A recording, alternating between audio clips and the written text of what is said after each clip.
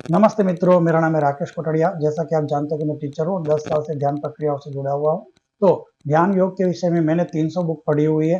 साथ में 10 साल का जो अनुभव है मुझे ध्यान के बारे में, वही मैं इस चैनल के माध्यम से शेयर करता हूँ। इस चैनल की एक खासियत यह है कि इस चैनल के अंदर कोई भी एडिटिंग नहीं किया जाता, कुछ भी कट नहीं किया जाता।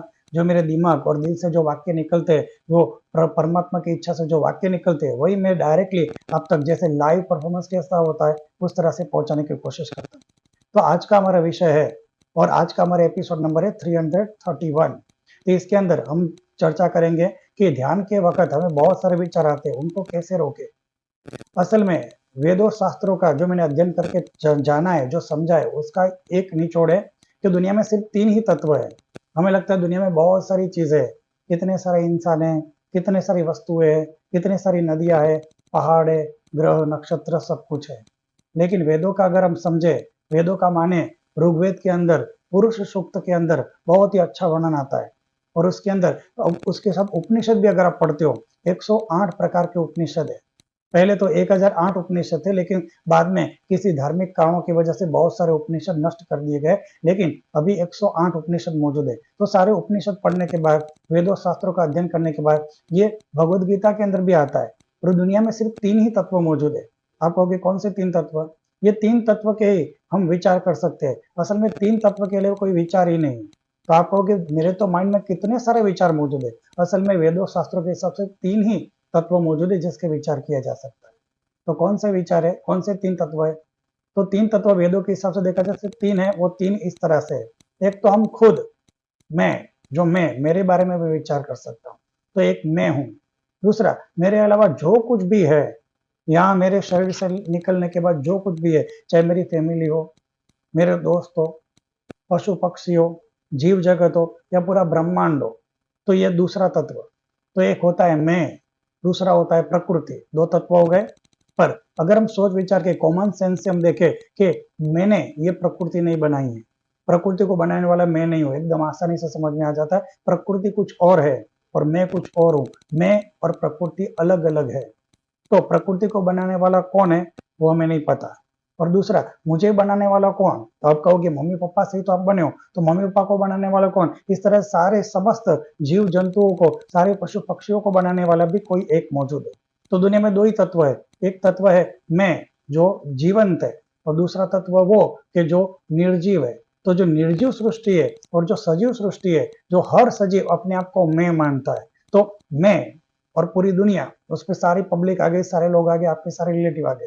और जो इंसान जो ध्यान करना चाहता है, वो अपने आप को मैं समझेगा, फिर बाकी के आपके अपने रिलेटिव्स को सामने तू समझेगा, मतलब दूसरा इंसान मानेगा। तो हर इंसान अपने आप को मैं से साधना की शुरुआत होती है। हर इंसान की शुरुआत मैं से होती है। कुछ भी करना हो तो मैं से स्टार्ट होता है। चाहे आप ध्यान तपस्या करना चाहो तो भी आपका मैं हमेशा उस ध्यान तपस्या में रहता है। तो मैं से और बाहर पूरी दुनिया है, तो 2 तत्व समझ में आ गए। तो मेरा सर्जन किसने किया? माँ बाप ने। माँ बाप का सर्जन किस तरह से? तो आखिर में उसका, सजीवों का सर्जन भी किसी ने किया है। और निर्जीव जो वस्तु बाहर है, वो निर्जीव वस्तु है, चाहे ब्रह्मांड तक फैली हुई है, उस सबका सर्जन भी किसी और ने किया। तो मैं ब्रह्म दुनिया का सर्जन नहीं कर सकता। दुनिया निर्जीव है तो सजीवों का सर्जन नहीं कर सकती। तो सजीव और निर्जीव, जड़ और चेतन, दोनों का सर्जन किसने किया है? तो तीसरा तत्व आता है परमात्मा। बस 3 ही तत्व है पूरे ब्रह्मांड में। एक मैं, जो सजीव है। दूसरा जो विचार कर सकता है, कि दूसरा निर्जीव तत्व मतलब प्रकृति मौजूद है। प्रकृति में भी बहुत सारे वाइब्रेशन मौजूद है, वो भी सजीव की तरह ही बिहेव करती है। हम जो निर्जीव मानते हैं पदार्थ को, वो आधुनिक विज्ञान ऐसा मानता है कि हर निर्जीव पदार्थ के अंदर सूक्ष्म वाइब्रेशन है, जो अपने आप वाइब्रेट होते रहते हैं। हम इंसानों के साथ जुड़ जाते हैं, लेकिन इंसान को समझ में नहीं आता। तो इंसान और प्रकृति बहुत तरीके से आपस में कनेक्शन स्थापित करते हैं। तो कहने का मतलब एक है सजीव वस्तु, एक है निर्जीव वस्तु, और सजीव निर्जीव दोनों को बनाने वाला परमात्मा। तो 3 ही तत्व है। तो जब भी हम ध्यान करने बैठते हैं, साधना करने बैठते हैं, तो हमें ज्यादातर बचपन से आदत है दुनिया से कनेक्ट होने की। चाहे हम किसी इंसान से कनेक्ट हो, तो भी हमारे अलावा जो कुछ भी है वो पूरी माया है, वही पूरी प्रकृति है, वही पूरी दुनिया है। और दूसरा, हमें बार बार माया में जाके देखा, किसी इंसान से कनेक्ट होकर देखा, तो हमें दुख मिला। कोई भी इंसान ऐसा नहीं है जिसने हमें हमेशा के लिए हमें सुख दिया हो। ऐसा कोई इंसान है ही नहीं। इस तरह से आप इंसान में ना जाओ, किसी भी वस्तु में जाओ, तो कोई वस्तु ऐसी नहीं है जो हमेशा के लिए आपको सुख दे सके। उसी वस्तु से आपको दुख भी मिलता है, या तो वो वस्तु नष्ट हो जाती है। इसी तरह से कोई इंसान ऐसा नहीं है जो हमेशा के लिए आपको सुख दे, वो आपको दुख भी देता है। तो हमारे अलावा हम कहीं पर भी कनेक्शन स्थापित करते हैं, हम पहले ट्राई करते हैं, क्योंकि बचपन से हमें ये सिखाया गया कि दुनिया में से हमें चीजें प्राप्त करनी है, दुनिया में से इंसानों से जुड़ना है, दुनिया में वस्तुओं से जुड़ना है, दुनिया में ख्याति से जुड़ना है, दुनिया में प्रख्याति से जुड़ना है, दुनिया में सब चीजों को प्राप्त करना है। तो हमने सब चीजों को, सब वस्तुओं को, सब घटनाओं को, सब प्रख्याति को, सब पोस्ट को प्राप्त कर करके देखा, और हर इंसान का हमने राय ली।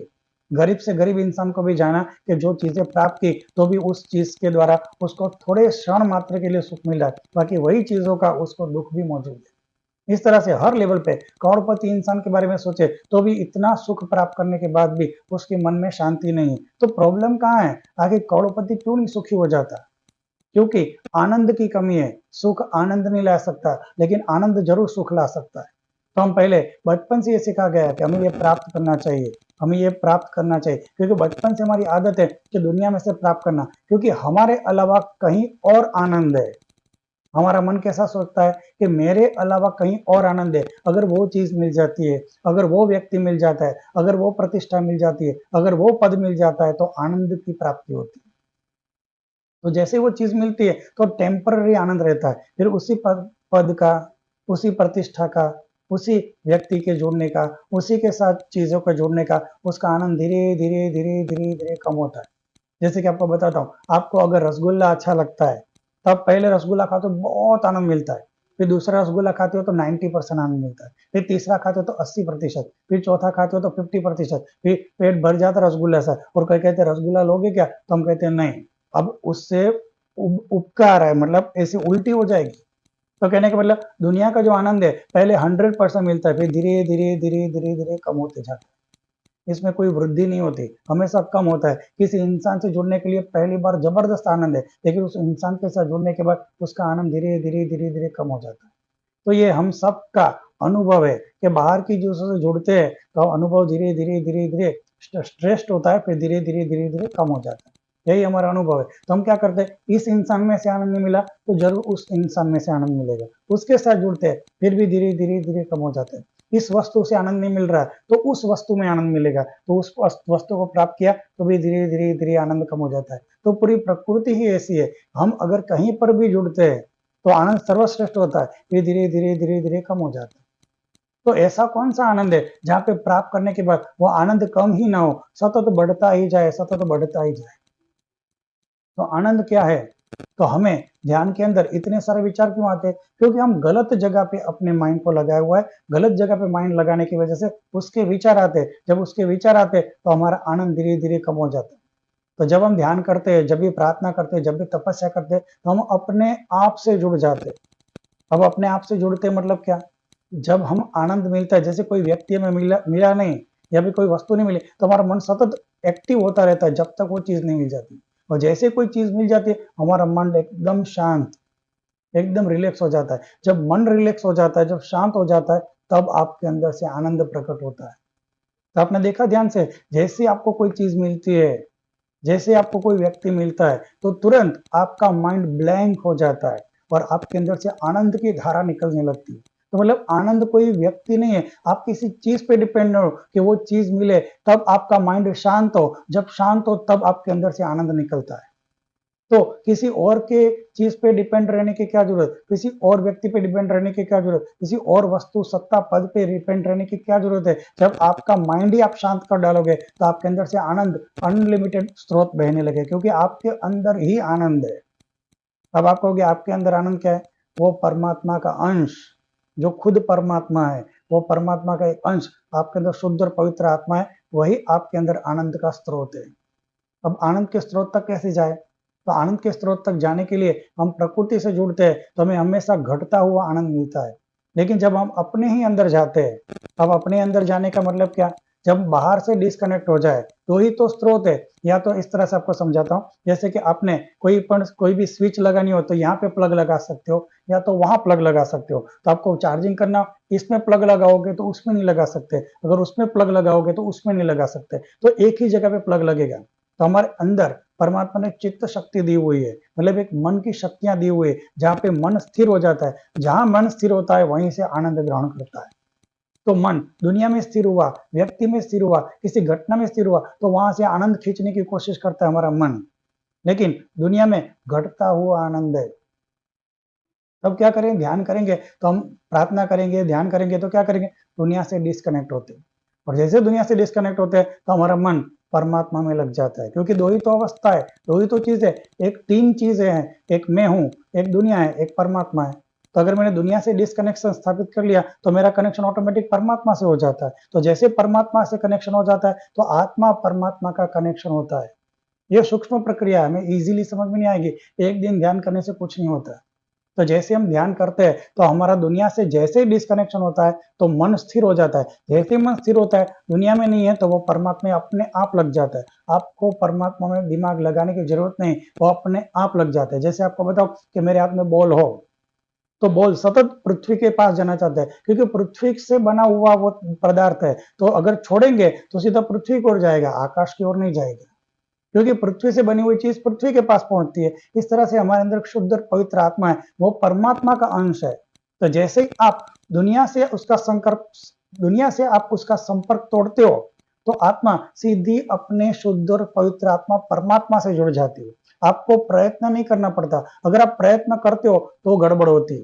तो जब आप दुनिया से मन को डिस्कनेक्ट करते हो तो आपकी शुद्ध और पवित्र आत्मा सीधे परमात्मा से जुड़ ही जाती है। आपको कुछ करने की जरूरत नहीं, बस एक ही काम करना है, दुनिया के विचार, दुनिया के व्यक्ति, दुनिया की चीजें आपके मन में न आए और आपको अपने ही शुद्ध और पवित्र आत्मा से जुड़ जाना है। जैसे आप अपनी शुद्ध और पवित्र आत्मा से जुड़ते हो तो परमात्मा से संपर्क अपने आप स्थापित हो जाता है। आपको कुछ नहीं करना है। ऐसा एकदम सहज और आराम से समझ में आने वाला ये रहस्य है। तो दूसरा, परमात्मा से स्थापित संपर्क हुआ तो परमात्मा की धीरे धीरे धीरे कृपा होती है। और एक झटके में ये होने वाली घटना नहीं, सतत अभ्यास करना पड़ता है, सतत प्रयत्न करना पड़ता है। तो हम ध्यान करते तो विचार क्यों आते हैं? क्योंकि हमारा मन सतत उस व्यक्ति में, उस घटना में, उस पद में, उस वस्तु में रहता है। तो उसकी ऊर्जा ग्रहण करता है, उसकी ऊर्जा ग्रहण करके धीरे धीरे कम होने वाली ऊर्जा है। और दूसरा, परमात्मा के साथ जुड़ते हो तो शुरुआत में शून्य ऊर्जा आपको महसूस होगी। दुनिया के साथ जुड़ते हो, आपको इंसान मिला, व्यक्ति मिला, पद मिला, तो 100% सुख पहले मिलता है, फिर घटने वाला सुख है। लेकिन जब परमात्मा से पहली बार आप जुड़ते हो ना, पूरी दुनिया से डिस्कनेक्ट होकर परमात्मा से जुड़ते हो, तो पहले शून्य अवस्था में वो आपको महसूस ही नहीं होगा। पर सतत आप ध्यान प्रक्रिया में जुड़े रहो, करीब 45 दिनों तक अगर आप जुड़ते रहते हो तो धीरे धीरे 1%, 2%, 3% धीरे धीरे आपको महसूस होगा आपके अंदर जो शुद्ध और पवित्र आत्मा है वही परमात्मा के साथ जुड़ी हुई है। लेकिन आपको एक झटके महसूस नहीं होता। परमात्मा की प्रक्रिया रिवर्स है, धीरे धीरे धीरे बढ़ने वाला आनंद है। फिर एक 100% तक आपका आनंद पहुंच जाता है। तब आपके मन, बुद्धि, शरीर अत्यंत शुद्ध हो जाते हैं। पूरे ब्रह्मांड का रहस्य समझ में आता है। आप कहाँ पे कैसे आए हो, आप यहाँ पे क्यों आए हो, आपके जीवन का मकसद क्या है, आपको जीवन में क्या करना चाहिए, क्या नहीं करना चाहिए, सारा ज्ञान आपको आपके ही अंदर से प्राप्त होने लगता है। तो एकदम आसान रहस्य। अगर आप वेद शास्त्र नहीं पढ़ते हो ना, दुनिया भर के शॉर्ट्स देखते हो, दुनिया भर के इंस्टा के रील्स देखते हो, दुनिया भर की चीजें पढ़ते हो, लेकिन वेद शास्त्र, भगवद गीता को एकदम रहस्य से जानने की कोशिश करो। गुप्त रहस्य से भरी पड़ी है। और अगर कुछ भी ना समझ में आए तो सच्चे सदगुरु तपस्वी से मिलो, वो आपको पूरा रहस्य समझाएंगे। हमें अपना रहस्य खुद समझ में नहीं आ जाता, वो हमें समझने के लिए किसी सच्चे सदगुरु तपस्वी के पास जाना ही पड़ता है। तभी जाके शास्त्र उपनिषद के असली महत्व आपको जानने मिलते हैं। तो हमें क्या, सदगुरु के ऊपर चौकड़ी लगा दी है और खुद हम ये सब रील्स वीडियोस में पड़े हुए हैं, तो हमें सच्चा ज्ञान किस तरह से प्राप्त होगा? तो ध्यान के बारे में जो सीक्रेट टेक्निक्स है, ध्यान के बारे में जो टेक्निक है, जो वेदों का ज्ञान है, जो गुप्त रहस्य है, या तो हम वेदों को डीप में पढ़े, उपनिषद को डीप में पढ़े, और न समझ में आए तो किसी सच्चे तपस्वी के पास जाके इसके आंसर ढूंढे, तो हमें इस तरह से सारे आंसर मिल सकते हैं। तो ये बहुत गहन विषय पे वीडियो हो गया। इस तरह से लाइव वीडियो, इस तरह लाइव वीडियो कैसे होता है, इस तरह लाइव मेरे दिल में और दिमाग में से जो भी लाइव जो विचार निकलते हैं वही मैं इस चैनल के माध्यम से बांटने की कोशिश करता हूँ। अगर आपको वीडियो अच्छा लगा है तो मुझसे जुड़ सकते हो, शेयर और सब्सक्राइब कर सकते हो। सुनने के लिए थैंक यू। जय गुरुदेव, जय गुरुदेव, जय गुरुदेव।